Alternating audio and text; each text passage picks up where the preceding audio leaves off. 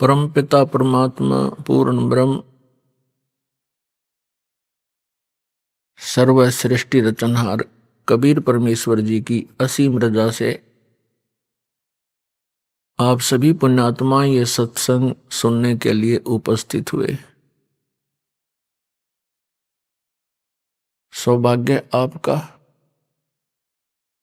परमेश्वर ने आपको इतना समय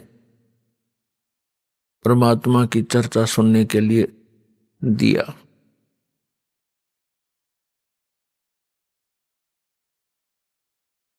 परमेश्वर कबीर जी ये हमारे सभी के पिता हैं, हमारे जनक हैं, हमें उत्पन्न करने वाले हैं।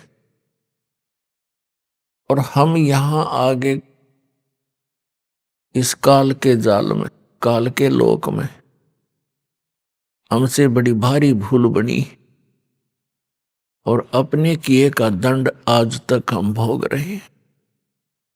अपने पैर पे हमने स्वयं कुहाड़ा मार रखा है।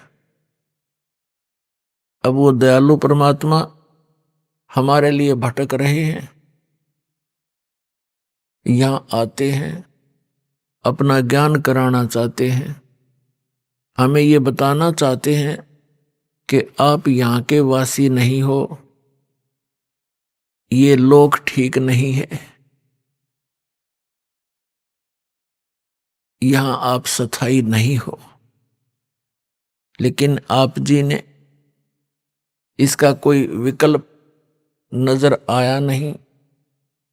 आप जी ने इसी व्यवस्था को अंतिम मान के, इसी की अपनी मर्यादा बना के और यहाँ जन्मते मरते रहते हो, कष्ट पे कष्ट उठाते रहते हो।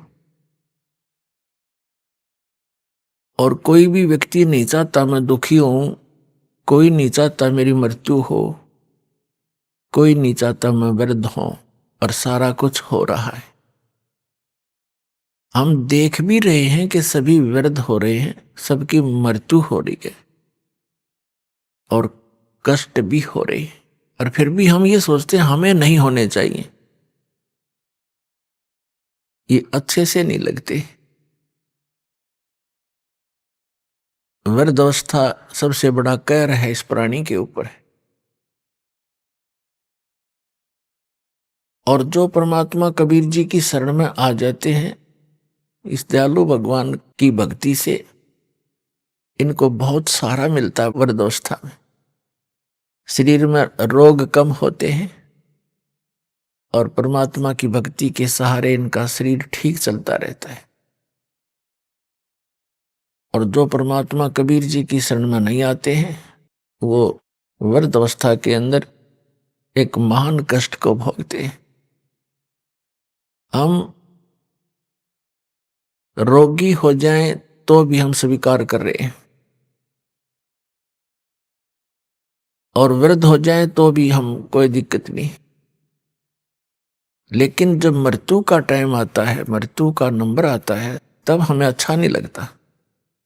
क्योंकि मुश्किल से सारा जीवन लग के तो एक परिवार बनाया, फिर एक घर बनाया, करीब चालन की तैयारी होगी। बताइए कोई सांग होया? ये क्या व्यवस्था, खा के ये व्यवस्था, और ये पता ये कंपलसरी होगा। तो इसका कारण क्या है? हम चाहे कितने दुखी हैं, मृत्यु नहीं चाहते। क्यों नहीं चाहते? क्योंकि ये कोई बढ़िया बात थोड़ी है, सारा जीवन ये जोड़ जाड़ कर बनावा, सेटिंग सी करें, इतना मृत्यु हो जाती है। क्यों नहीं चाहते? क्योंकि हम ऐसे लोक से आए हैं जहां मृत्यु नहीं होती थी, जहां वृद्धावस्था नहीं होती थी, जहां पर हमारी बॉडी में कोई रोग नहीं होता था। इसलिए हमें वो बातें पक्की याद हैं, आभास है कि ऐसा नहीं होना चाहिए। तो वो उसी लोक में होगा जाकर के, यहां तो ऐसा ही होगा। कबीर साहब कहते हैं, साथी हमारे चले गए, हम भी चालन हारे, कोई कागज में बाकी रह रही, तातें लगी है वार। मरने वाले मर गए, शेष बच्चे ये सोचते हैं कि हमारा अभी नंबर नहीं आएगा, हम अभी नहीं मरेंगे।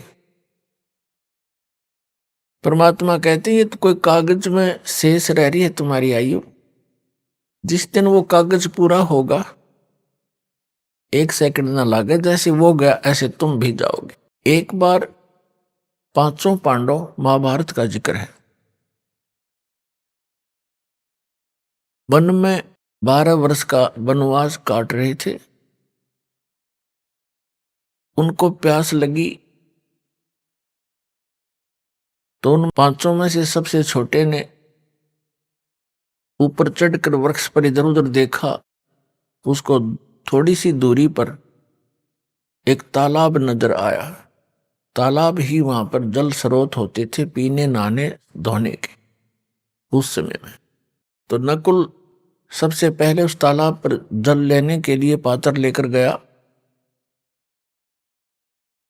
वहां आकाशवाणी हुई कि पहले मेरे प्रश्नों का उत्तर दे, फिर जल लेना।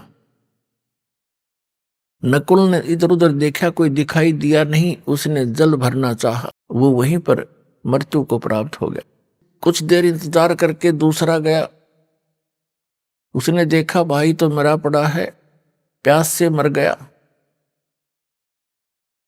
उसने सोचा जल पानी ले चलता हूं, उन शेष का तो जीवन बचाऊं, वो भी बहुत प्यासे हैं। आकाशवाणी उसी प्रकार हुई कि पहले मेरे प्रश्नों का उत्तर दे, पीछे जल लेना। उसने भी अनदेखा करना चाहा, वो भी मृत्यु को प्राप्त हो गया। ऐसे ऐसे 4 मृत्यु को प्राप्त हो गए। 5वां जब युधिष्ठिर स्वयं गया कि भाई आए नहीं, क्या बात है, देखूं जा करके। उसने देखा सब मृत्यु को प्राप्त है। उसने सोचा ये तो प्यास से मर गए, मरूंगा मैं भी, जल तो पी लूं, ये शोक तो हो ही गया। उसने भी पात्र उठाने की चेष्टा की जल के लिए, तभी आकाशवाणी हुई कि मेरे प्रश्नों का उत्तर दे, बाद में जल लेना, नहीं तो तेरे भाइयों जैसी हालत तेरी हो जाएगी। और यदि तो मेरे प्रश्नों का उत्तर दे देगा, तेरे भाइयों को भी जीवित कर दूंगा। युधिष्ठिर ने कहा कि बोल कौन है तू, कहां, दिखाई तो दे नहीं रहा। तो उनमें से एक प्रश्न था कि इस संसार में सबसे बड़ा आश्चर्य क्या है। युधिष्ठिर ने उत्तर दिया कि सबसे बड़ा आश्चर्य है कि हम प्रतिदिन सबको मरते देखते हैं, लेकिन अपने मरने की चिंता कभी नहीं करते। तो कहने का भाव यह है पुण्यात्माओं, और मर जाओ सारे, पर आप जीवित रहे बस ठीक से। और वो भी तो यही सोच रहे थे, ठीक है फलाना मर गया कोई बात नहीं, उसको ये हो गया था वो हो गया था, अटकलबाजी सी, और चलो। तो पुण्यात्माओं परमात्मा यहाँ याद दिलाना चाहते हैं, जिस लोक में तुम रह रही हो लोक ठीक नहीं है। अभी तक आपके पास कोई विकल्प नहीं था, आपको पता भी नहीं था कि इसका कोई समाधान भी है। अब तो कति कंप्लीट कोर्स है और पूरा समाधान है और बहुत ही आसान है। ये सबसे आसान काम था और सबसे जटिल बना दिया नज्ञानी संतों, महंतों, आचार्यों और शंकराचार्यों, काजी और मुल्लाओं ने, सबके धर्म गुरुओं ने, तत्व ज्ञान से अपरिचित होने के कारण। कोई हट कर रहा है, एक पैर पे खड़ा होकर, कोई किसी प्रकार, कोई कुछ नाम जाप कर रहा है, कोई किसी प्रकार की क्रिया करके अपना मोक्ष मानता है। ये सबसे आसान काम है मोक्ष का, लेकिन हमें मार्ग मिले, सही दिशा ठीक मिल जाए। और अब दिशा ठीक मिल गई। जिस भी महापुरुष को परमात्मा प्राप्ति हुई है, परमात्मा ने ही आकर यथार्थ ज्ञान दिया उनको। उनमें से कौन कौन है? आदरणीय धर्मदास साहिब जी, आदरणीय मुलुकदास साहिब जी, आदरणीय नानक देव साहिब जी, आदरणीय दादू दास साहिब जी, आदरणीय गरीबदास साहिब जी, गांव छुड़ानी, जिला झज्जर वाले, आदरणीय गीसा दास जी साहिब जी, गांव खेखड़ा, जिला मेरठ, उत्तर प्रदेश वाले। ये महापुरुष हैं जिनको भगवान स्वयं आकर मिले और उस स्थान पर ले गए जहां वो सुख इस जीव को हो सकता है। और वहां अन्य जो प्राणी हैं, पहले के भक्त हैं, वहां वो कितने सुखी हैं। वहां कभी वृद्धावस्था नहीं होती, कभी मरते नहीं, किसी चीज का अभाव नहीं। ऐसा सुंदर शरीर है उनका, उसमें कोई रोग नहीं। तो वो परमात्मा ने अपने गवाह बनाकर वापस छोड़े। इनके अतिरिक्त और किसी को भगवान नहीं मिला, जिस कारण से उनका विधान, उनके सिद्धांत, उनके अनुभव की जो वाणी है वो इन संतों से नहीं मेल खाती। तो इससे सिद्ध है कि इनके अतिरिक्त अन्य किसी को भगवान नहीं मिला। नहीं तो निराकार बताते परमात्मा को, किसी से पूछ लो सब निराकार बताते। तो ये उआ बाई का ज्ञान तब तक बोलता है इंसान जब तक उसको यथार्थ मार्ग और यथार्थ ज्ञान और सही अनुभव नहीं होता। तो उन महापुरुषों ने कैसे भक्ति की, कौन से मंत्र की। आदरणीय धर्मदास साहिब जी एक व्यापारी थे और बाल बच्चेदार गृहस्थी थे। भक्ति करी, साधारण सा मंत्र है, सिंपल वे से इसकी साधना करनी है। बिल्कुल साधारण सी भक्ति है, चलते फिरते उठते बैठते काम करते करते। जब भी पहले मानसिक कार्य नहीं होते थे, आजकल तो जैसे कार्यालयों में काम करते हैं, मानसिक कार्य ज्यादा बढ़ा दिए काल ने। शारीरिक कार्य होते थे, कोई भी था, कपड़ा बुनता था, कोई जूते बनाता था, और कोई हल जोतता था, कोई मजदूरी करता था। तो ये सब शारीरिक कार्य ज्यादा होते हैं। तो उसमें चलते फिरते उठते बैठते उस परमात्मा का नाम का सिमरण करना है। बस नाम उठत नाम बैठत नाम सोवत जागबे, नाम खाते नाम पीते नाम सेती लागबे। और किसी भी सदग्रंथ ने उठाकर देख ले, जो सदग्रंथ है उन्होंने यही समर्थन दिया है कि परमात्मा का नाम काम करते करते अपना कर्म योगी बनकर भक्ति करे। और काम छोड़कर बैठ गया तो तेरा निर्वाह कैसे होगा, गीता में यहां तक कहा है। तो अब वो मार्ग आपको मिल गया है, इसको स्वीकार करो और कल्याण करा लो, बहुत आसानी से बनेगी बात।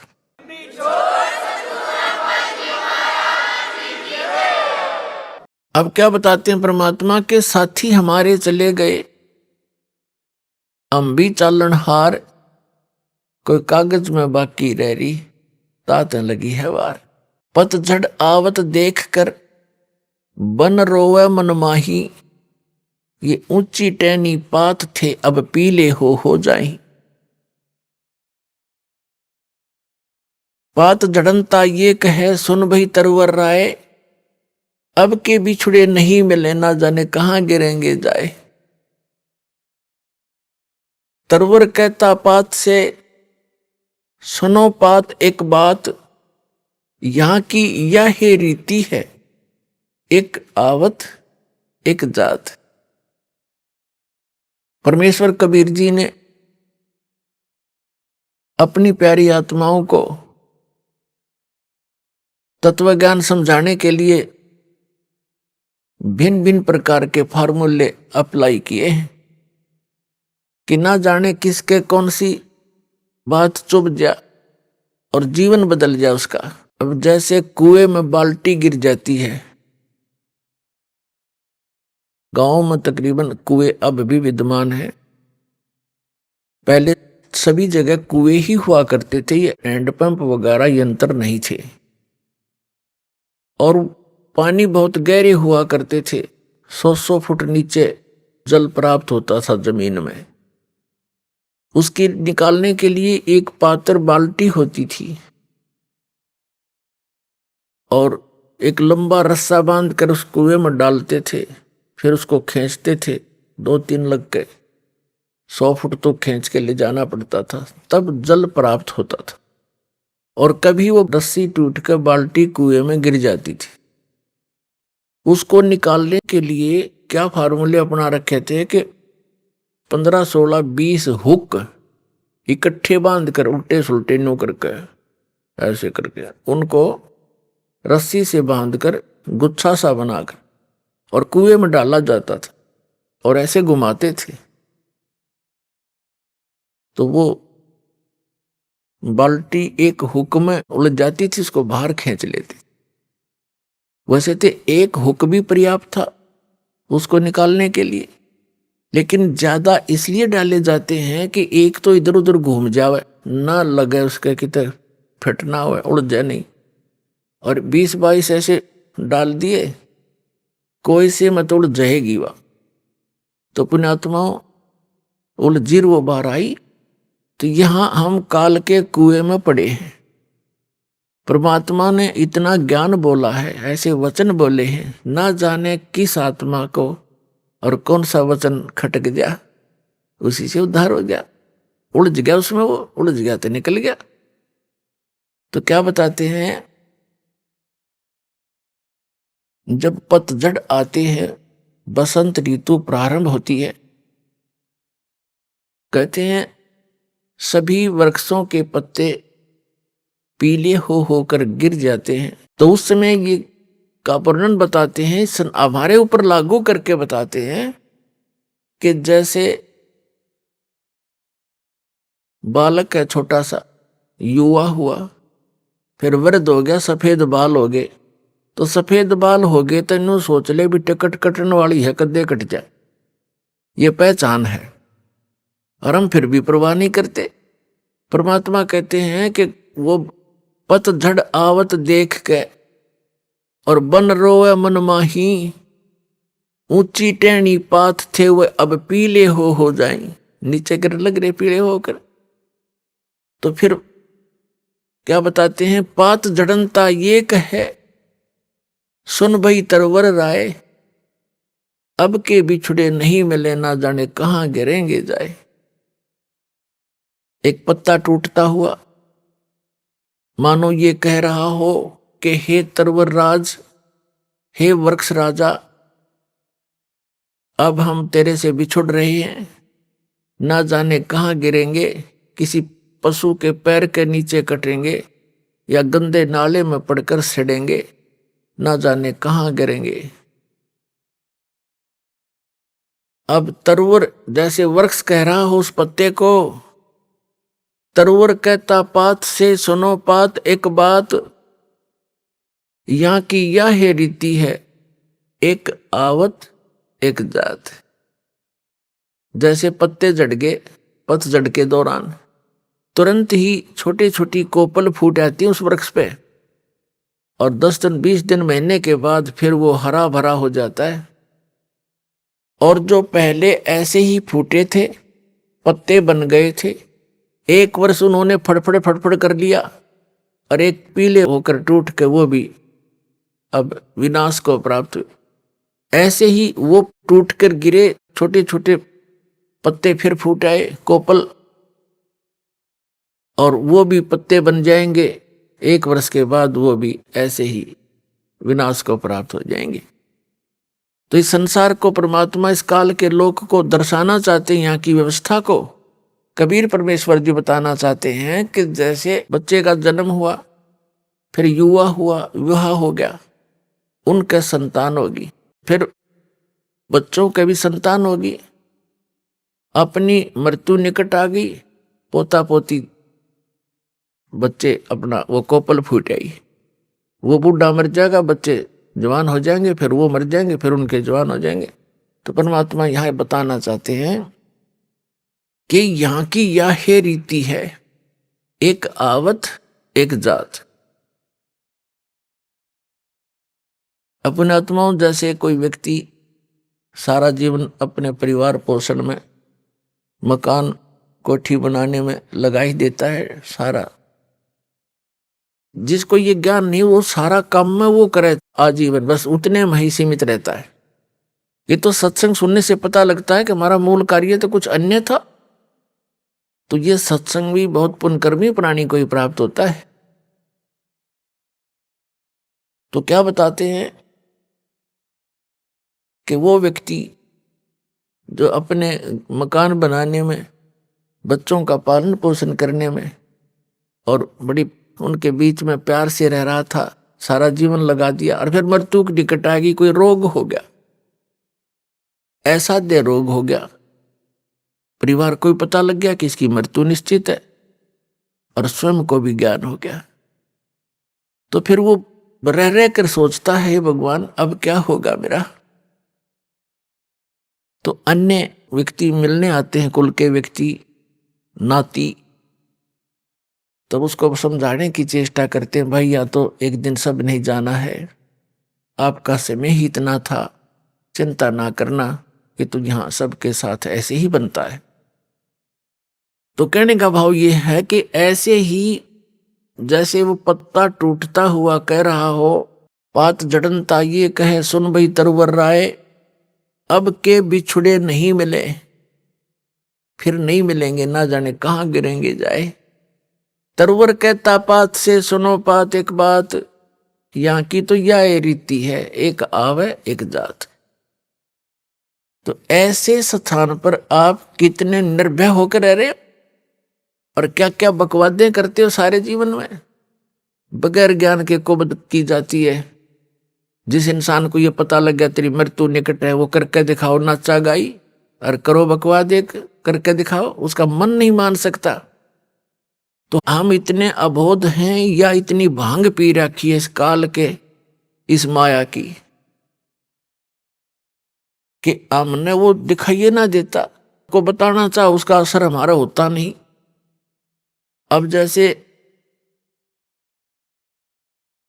महापुरुषों के पास जाते हैं, उनका उनका चेहरा भले ही वो अंदर से खुश होते हैं, लेकिन ऊपर से वो मायूस दिखाई देते हैं। आदरणीय नानक देव साहिब जी के पास